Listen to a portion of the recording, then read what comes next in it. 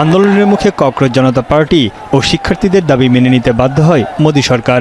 শিক্ষামন্ত্রী ধর্মেন্দ্র প্রধানের পদত্যাগের পর বিক্ষোভকারীদের মুক্তি, মামলা প্রত্যাহার ও পুলিশি হামলার বিচারের দাবিও মেনে নেয়ার আশ্বাস পায় ককরোচ জনতা পার্টি। তবে বিহার ও বাংলা সহ বেশ কয়েকটি রাজ্যে সিসিটিভি ফুটেজ দেখে শত শত শিক্ষার্থীকে নজরদারি, গ্রেপ্তার ও হয়রানি করার অভিযোগ উঠেছে।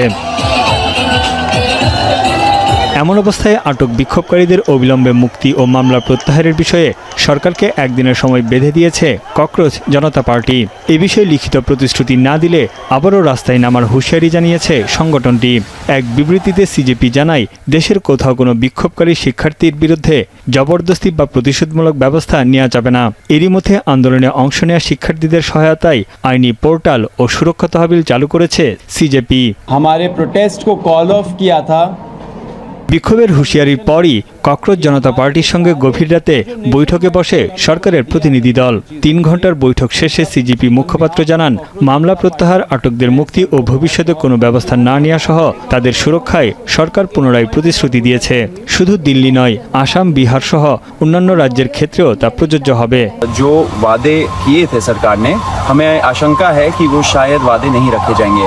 तो वो साथ में ये government of Bihar home department का जो प्रेस रिलीज है जिसमें उन्होंने बोला है कि सारे एफआईआर वापस लिए जाएंगे प्रोटेस्टर्स के खिलाफ एंड फ्यूचर में भी कोई एक्शन नहीं लिया जाएगा, वो प्रेस रिलीज लेके आए थे। एंड साथ साथ हम लोग बैठ के ये डिस्कस कर रहे थे कि कौन कौन से दूसरे गवर्नमेंट्स हो सकते हैं, स्टेट गवर्नमेंट्स, जो ऐसे सिमिलर नोटिफिकेशंस निकाले जिससे प्रोटेस्टर्स को कोई हार्म ना आए।